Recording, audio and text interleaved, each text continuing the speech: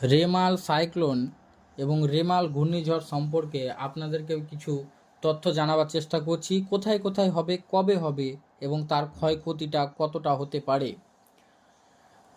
Weather office থেকে জানানো হয়েছে যে পশ্চিমবঙ্গের পার্শ্ববর্তী এলাকা সুন্দরবন এবং বাংলাদেশের সুন্দরবন, এই দুই সুন্দরবনে তার প্রভাব বিস্তারিত অনেকটাই থাকছে, যেটা 100 থেকে 130 কিলোমিটার বেগে ঝড়ো হাওয়া, রেমাল যেটা সাইক্লোন, তার জড়ো হাওয়া এবং 200 মিলিমিটার পর্যন্ত বৃষ্টির পূর্বাভাস দিয়েছে আলিপুর আবহাওয়া অফিস।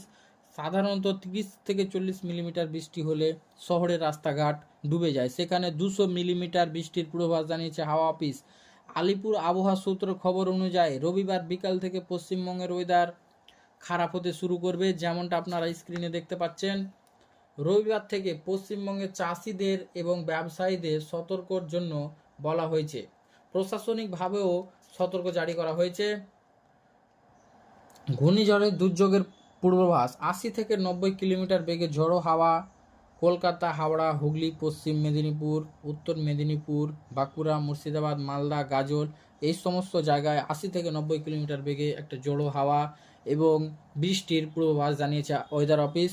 সতর্ক থাকতে বলেছে, কিন্তু যেটা রেমালের ভয়াবহ ক্ষতির পরিমাণ সেটা সুন্দরবন এবং কলকাতার আশেপাশে কথা জানানো হয়েছে।